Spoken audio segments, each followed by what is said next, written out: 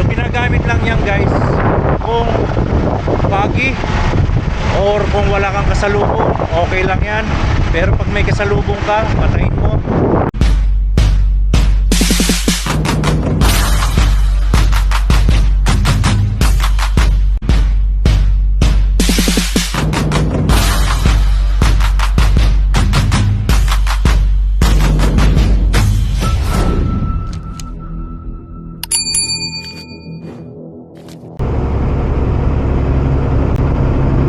Convoy pa rin kami ni Stay Positive siya sa likod.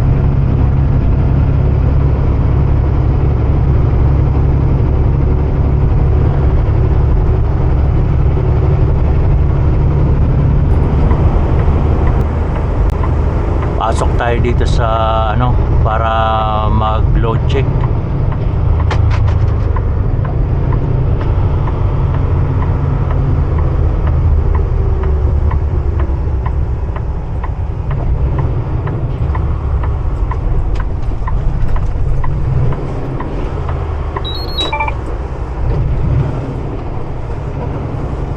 Ito yung dating inspection area na sarado na.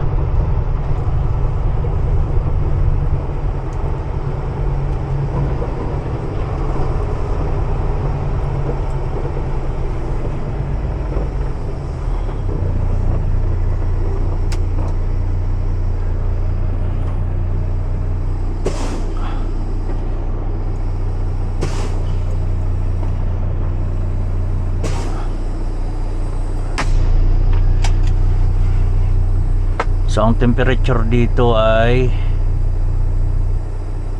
tingnan natin, positive 5, kaya malamig ngayon.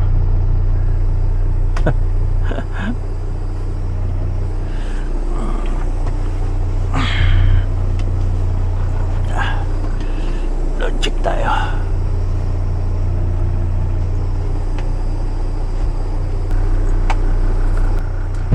Meron lang ipapakita sa inyo na hindi natin dapat ginagamit kung hindi kinakailangan. So, dito tayo sa inspection area na sarado. Kung nakikita nyo guys, nakailaw yung fog light natin. Bawal ito gamitin ha. Kung walang fog, kung ganito, maliwanag, gabi, tapos walang fog light, walang fog, bawal na bawal natin gamitin yan kung naka-on yung fog light na yan. So ginagamit lang yan guys kung foggy or kung wala kang kasalubong, okay lang yan. Pero pag may kasalubong ka, patayin mo, mahangin. Kung may kasalubong ka, patayin mo, dahil bawal yan. Hindi yan ngayon lang na sinabi ko, i-remind ko lang kayo ulit kasi last day may na-encounter ako na ibang lahi na nakabalot yung fog niya, fog light niya nakabalot. Sabi ko, my friend, bakit nakabalot yung fog light mo? Sabi niya, tinikitan daw siya. Ay, si Stay Positive, natikitan daw siya kasi nakailaw yung fog light niya. Sabi ko, bawal talaga yan my friend, na nakailaw ang fog light mo tapos walang fog. Then all the way na nakailaw ka ng gabi, kahit araw, bawal yan kasi nga ginagamit lang yan kung may fog. Kaya fog light yan or yung halogen, bawal din yung gamitin na hindi kinakailangan. Pwede siya kung wala kang kasalubong, huwag ka lang matsyempohan ng pulis.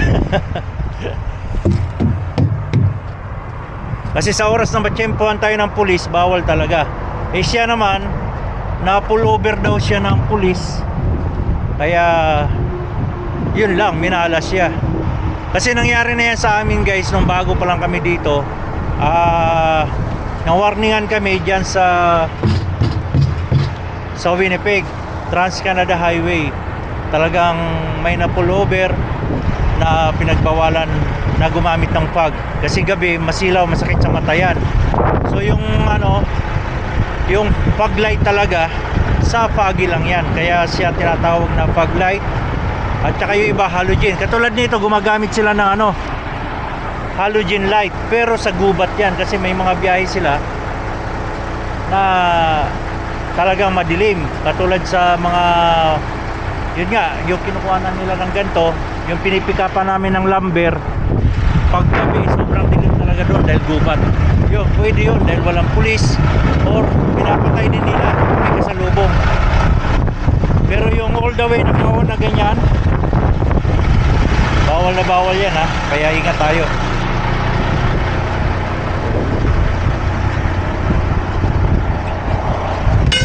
So nandito kami ngayon sa Thunder Bay na. Magdi-diesel kami sa Shunaya. Siguro na lang kami. May pagkatapos nito, itong araw na to. Pagkatapos itong araw na to, baka hanggang hanggang Cochrane, Ontario. Then 6 or 7 hours na lang papunta ng yard. So Friday pa kami abutin.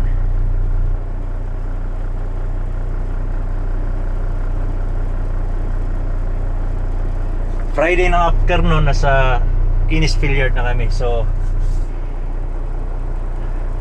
yun, ingat-ingat pa rin tayo guys kasi babago-bago ng weather Kahapon positive 27, ngayon positive 5 na. So malamig na naman ng nilamig ako malamig na naman ang panahon, kaya hindi natin alam kung anong sitwasyon doon sa madilim baka nag-i-snow na naman dahil sa Saskatchewan may snow raw na darating ngayong araw na to, kaya ingat kayo, ingat. Low pressure pa yung natin, isang gulong dito yan, dito yan. Baliktad yung sensor nung nagpalit ng gulong dadagdagan lang natin ang hangin yan doon sa Flying J.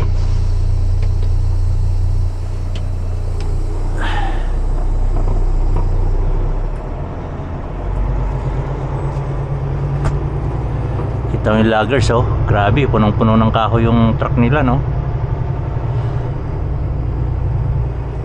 Kaya sila may mga halogen halogen light talagang panggabi, pero sa gubat lang nila ginagamit yan. At yung sa mga pag wala silang kasalubong, pero yung all the way na tumatakbo ka ito yun naka halogen or fog light, bawal.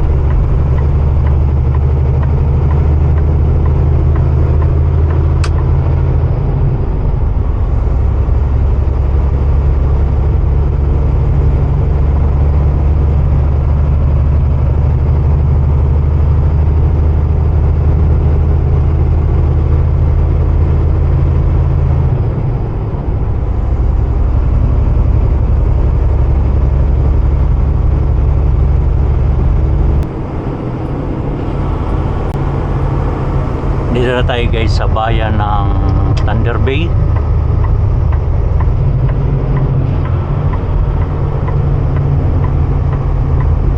Buti pa tong Thunder Bay, maluwag mga daan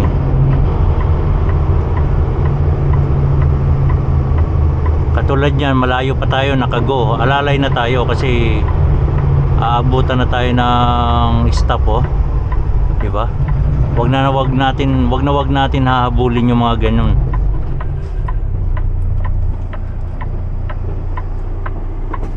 Itong Thunder Bay divided highway, kaya maganda eh, maluwag. Ganda ng truck niya.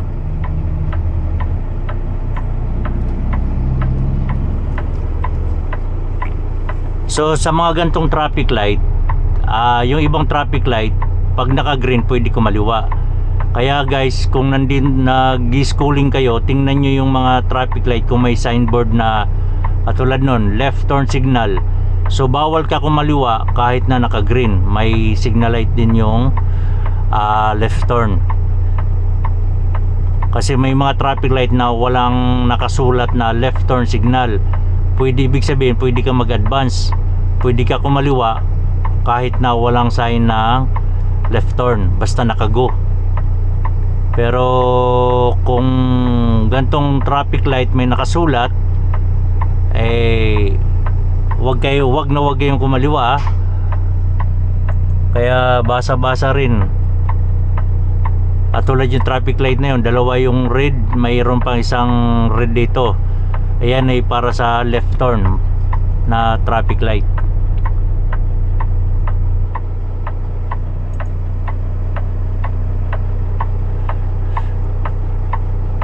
Kaya sa mga kumukuha ng lisensya, focus talaga para hindi kayo matagalan. Focus sa mga ginagawa. Huwag yung tingin nyo nandyan lang sa unahan ng hood nyo, sa unahan ng bumper. Kailangan medyo tingin dito, malapit, layo, lapit, layo, ganun.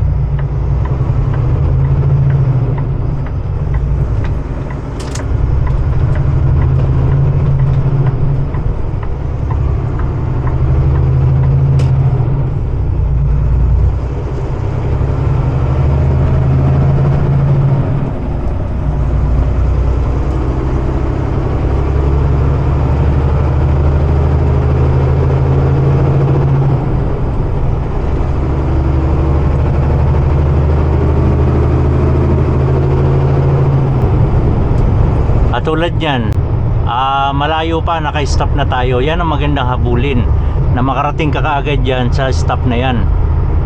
Kasi kung green, malayo pa tayo, mag-alalay na kayo. Huwag nyo nang habulin yun. Kasi alam natin hindi tayo aabot. Pero itong red, yan ang magandang habulin, na makarating ka kaagad dito, para nandiyan ka mismo pag nag-go. Kaya ako pag malayo pa, nasa traffic light kagad ako tumitingin pag alam ko may traffic light, kung naka red or naka green. Pag naka green, alalay lang ang takbo ko hanggang sa maabutan ko siya mag stop sign. Stop sign, tama ba? Hanggang sa maabutan ko siya mag stop.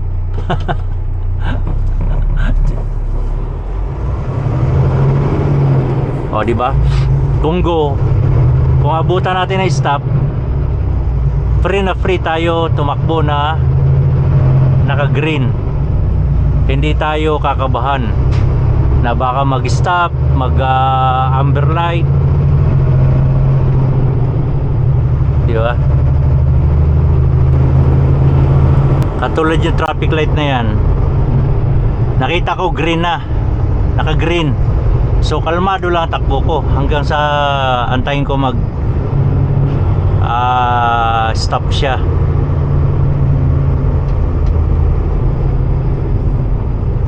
Pati yung truck na yun, oh, nagbagal na rin kasi ayun, oh, alanganin siya, oh, di ba? Nag-stop na kagad siya. Uy, bakit?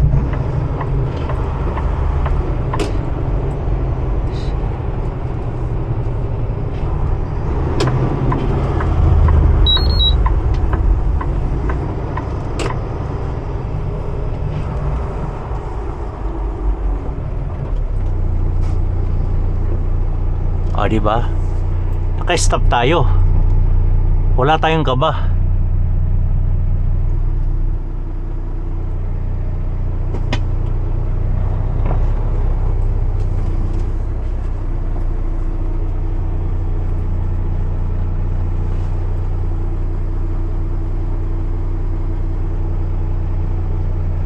Antayin natin ngayon mag-green.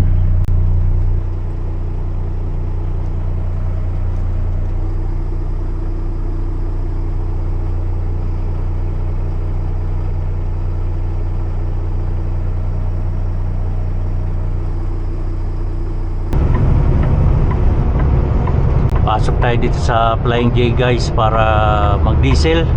Dahil ang next na diesel natin hanggang ano na to, hanggang North Bay.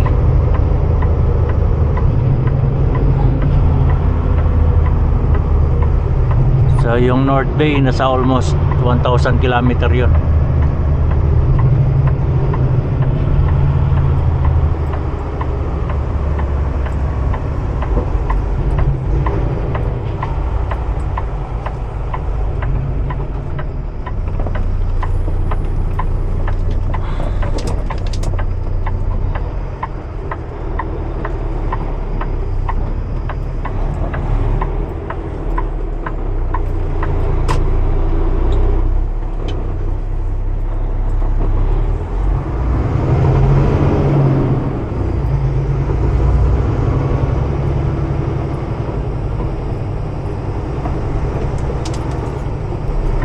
So, nandito tayo ngayon sa Trans-Canada Highway 11 at narinig ko na may sumabog sa gulong ko.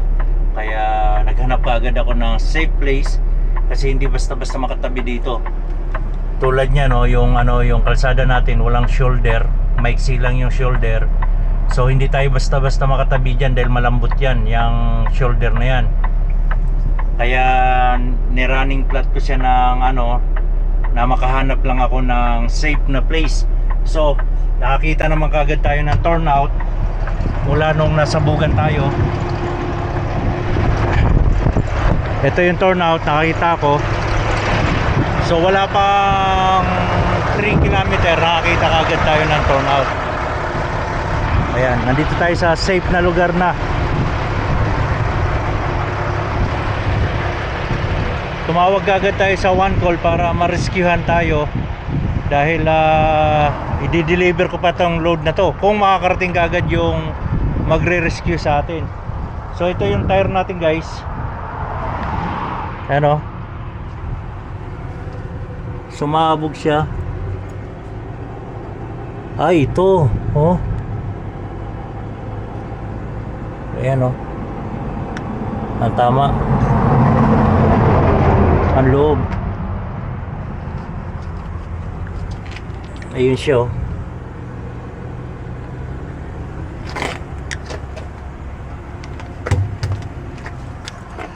So hindi ko na siya sinugal pa na itakbo ng malayo dahil baka madamay pa yung kabila. Sasayad yung rim natin, baka sumayad tong rim sa sa semento pag sumabog din ito. So kaya dali-dali ako naghanap ng safe na place maparadahan. Mas okay na yon. Mahirap na nagbabaka sakali tayo na ilapit pa natin sa vulcanizing, lalong mapapalaki ang problema natin. So pag ganong sitwasyon, tabi ka agad kayo. Pero kung ang shoulder wala, maliit lang, wag kayo tatabi sa mga ganito guys dahil malambot ito. Yan ganyan, malambot lang yan, tambak lang yan yung shoulder na yan. Hindi advisable na hintuan ito kasi malambot lang ito. Yan, malambot lang yan. Marami na nabalaho sa ganyan yung gilid na yan. Siguro maliliit yung mga pumaparada na yan, mga empty. Pero pag loaded tayo, wag nyo tatangkay na huminto sa tabi. Kahit taplatan kayo na wag lang sa unahan kasi hindi na talaga tayo makakatakbo nun. Pero sa mga trailer lang hanap tayo ng pinaka safe na place. So ayan si Ken, andungis na ni Kenji. So antayin na lang natin yung rescue natin, parating na yun. Naghanap pa siya ng pinakamalapit na tire shop na magre-rescue sa atin. Lamig. Lamig sa bus. So yun, antayin na lang natin yung magre-rescue. So guys, nandito na yung rescue natin. Ayan na yung car tire. Kung makikita nyo yung side mirror, Doon na siya. So yun, magpaparetorque din tayo dahil yung pinagretorkan ko nung Monday, hindi in-update kung kung na-retorque nila. So ibibigay din natin to sa kanya. So guys, tapos na yung natin, truck natin. Hindi ko lang kinuha na ng video kasi may mga puti na ayaw nila ng camera, lalo sa ginagawa nila, ayaw nila makita yung ginagawa nila. So meron tayong retorque tag, binigyan tayo. Ito na yung pinalit na gulong kasi sabog yun. So bagong recap, balance naman siya eh. Bagong recap dahil may tama nga sa sidewall yung yung gulong, sabog, kaya hindi na ma-vulcanize, pinalitan na lang ng buo. So yun, takbo na tayo at hindi na natin ma-deliver itong load na to. All the way na lang tayo sa yard, at sa yard meron na tayong load doon papunta naman ng Winnipeg. So let's go. Nice, Ken.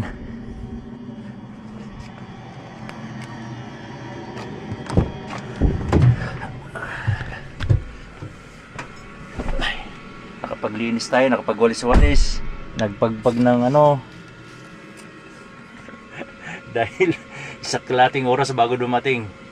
Pero hindi lang isa't kalate, 2 oras yata yun.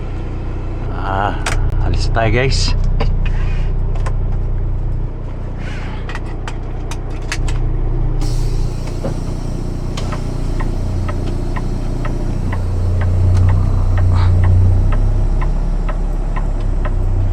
Kailangan clear muna tayo bago tayo bante. So clear na, tara.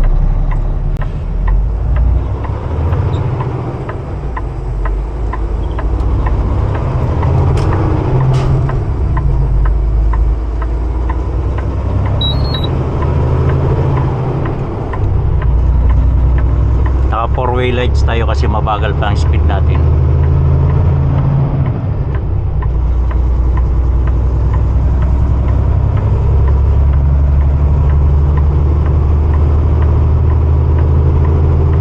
Sugatan pa ako.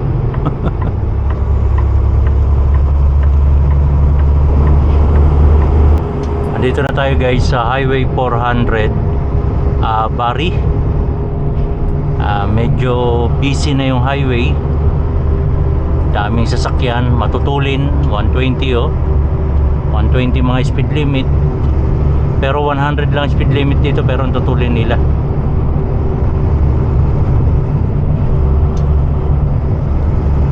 Kanina may kumat sa akin na tulin. Speed up! Ay, naloko na.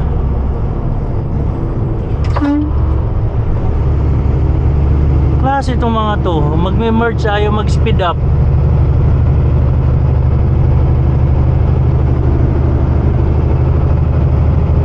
Pag ganito guys, papasok kayo sa highway, pag may kasabay kayo, speed up, unahan nyo to, kasi hindi naman kami makapagpatakbo ng matulin. Huwag yung sasabayan dahil hindi namin kayo makita eh.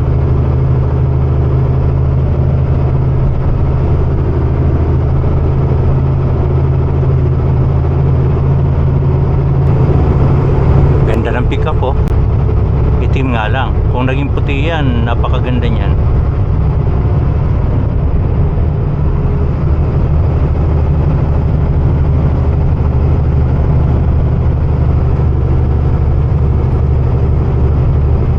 Galing kayo dito, magme-merge kayo sa expressway or ano ba tawag nito, nakalimutan ko. Basta sa highway, galing kayo dyan, speed up. Pero kung nauna yung sasakyan, magpaiwan ka. Pero ganyan, sumabay kayo, speed up, bilisan nyo.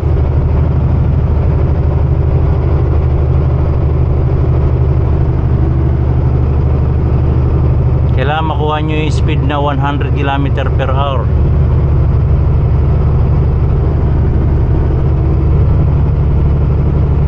Yung mga truck ang tutulin. Boog!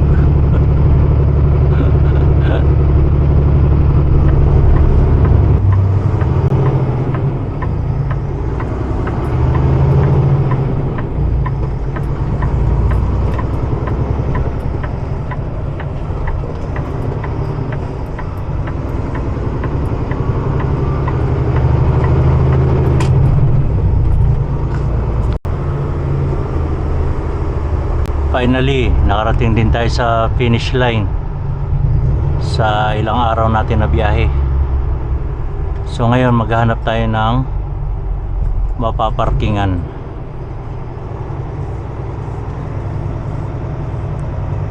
Ba't nangit na mula yung Kelsey?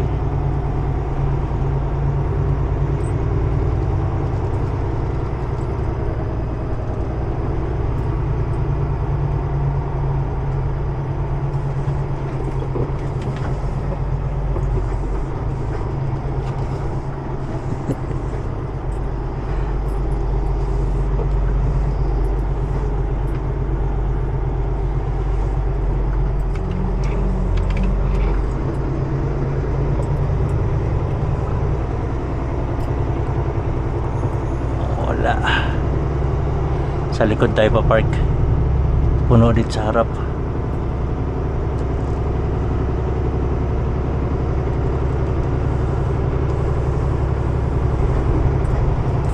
Ito ang problema, puno, may mga nakaparada. Ay, meron doon. Ay,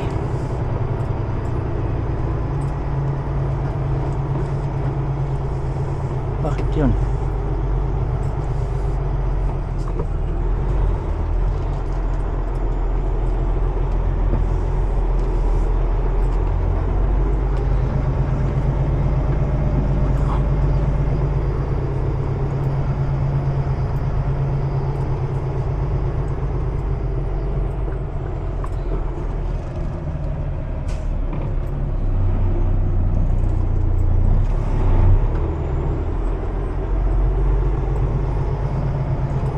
Dito tayo. Eh, may bakante pala doon.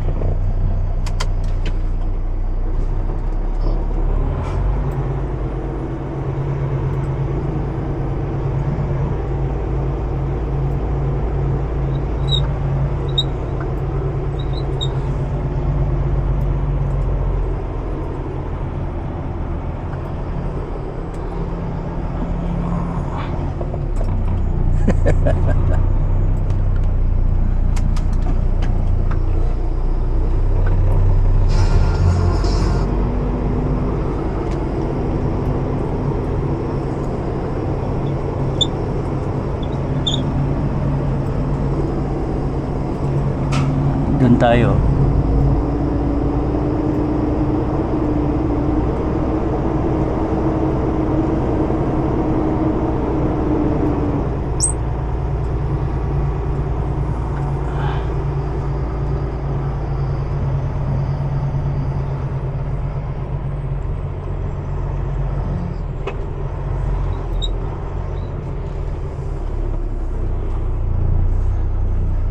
Atras.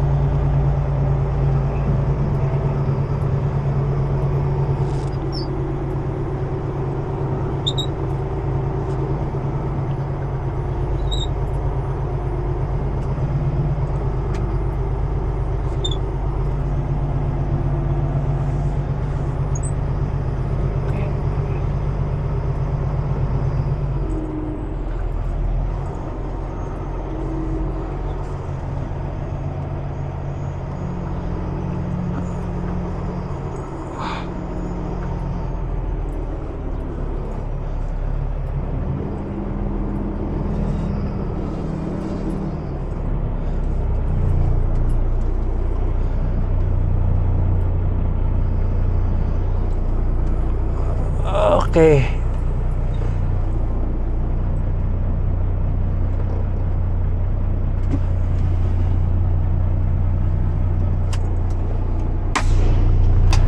So guys, nandito na tayo ngayon sa Innisfil Yard sa Kelsey.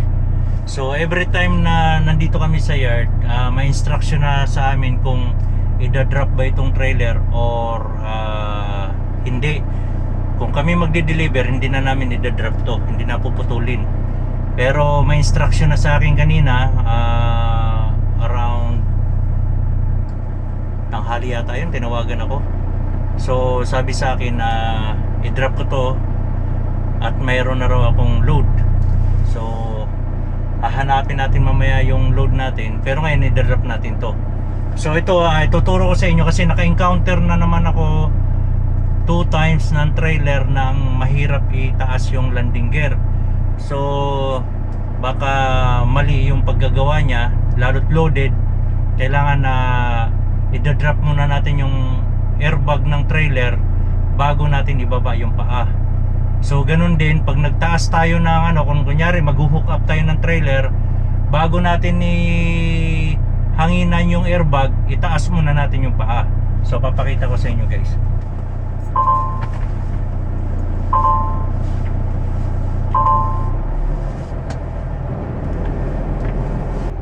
Tara, papakita ko sa inyo.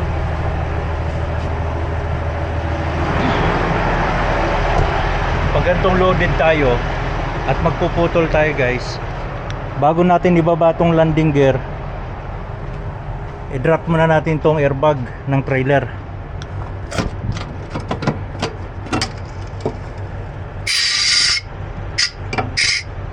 Pag naubos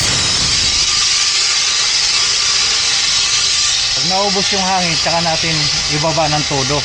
Habang nagsisingaw siya, pwede natin dahan-dahanin ibaba ng konti.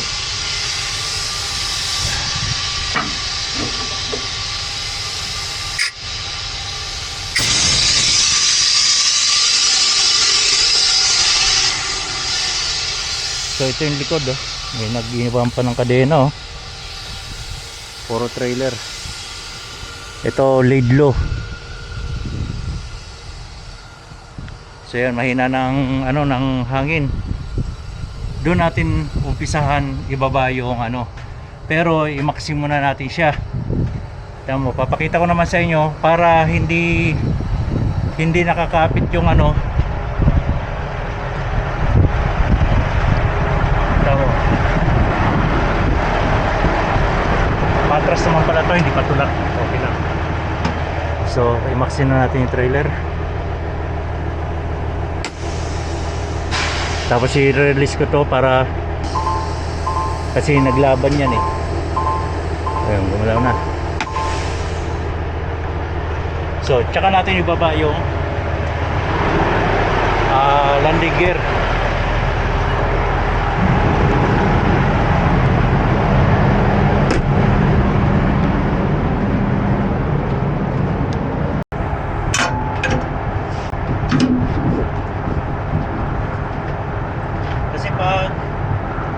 Tayo rin mahirapan kasi hindi natin regular trailer to. Hook up drop tayo, hook up drop. Tayo rin makakatsempo sa trailer na nasira natin, di ba?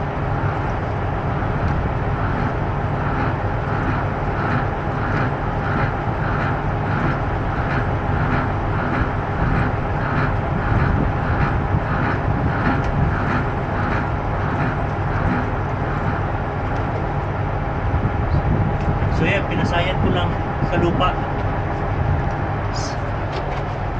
Sakto lang na sumayad. Dahil i-drop pa natin yung airbag, di ba? Pero tanggalin na natin yung airlines. So yun, natanggal na natin yung airlines at nabunot na natin yung fifth wheel lock. So naka-unlock na yan. Aabante lang tayo ng konti na hindi pa lalabas sa trailer yung fifth wheel bago natin ibagba yung airbag suspension. So nakabunot na yan hanggang dito bago i-drop itong para hindi bumagsak yung trailer. Alright.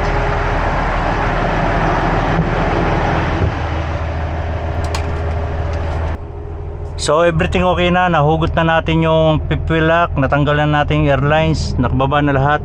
Abante na tayo konti.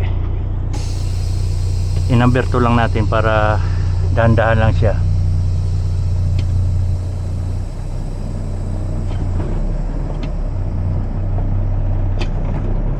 Yan, tsaka natin ibaba tong airbag suspension.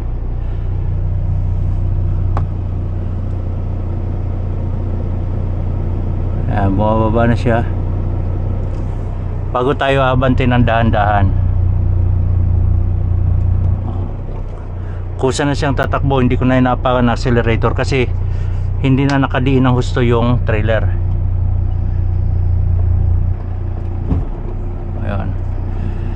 Para swabe lang. Okay. Kasi pag nasira yung landing gear, tayo rin napupurwisyo pag pag mag-hook up tayo. Mahirap itaas yung landing gear. Punong-puno. Si Camario nandito.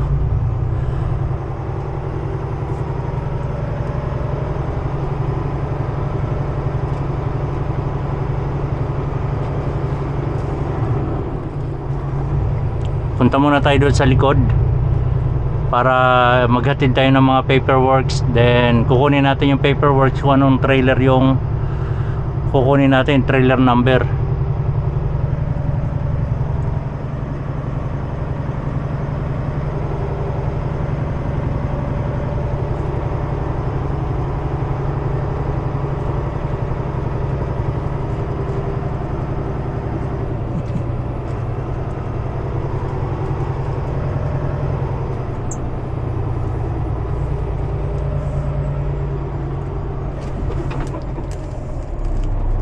Eric Diaz pala yun.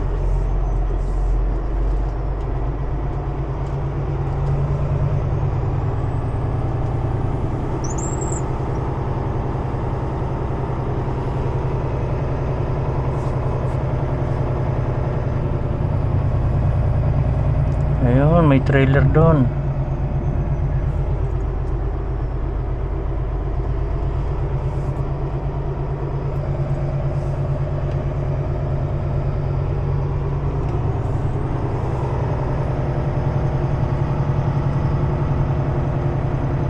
May nagpa-part time yata doon ah.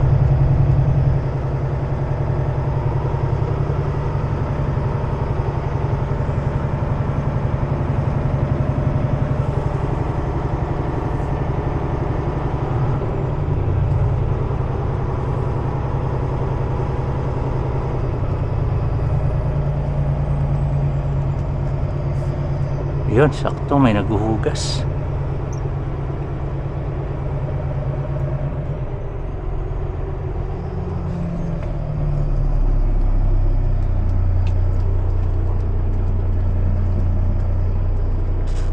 Andito tayo ngayon sa loob ng opisina. Dito ko ilalagay yung mga paperworks. Ito kasi i-deliver ng city driver to ng Monday first thing in the morning. Then yung pag nandito nakalagay sa table, mga pang-deliver yan ng Monday. So yung biyahe natin, hinulog ko na dito. At kukunin natin sa mailbox yung Uy, makapal. Ito yung load natin. Papunta naman to ng Manitoba.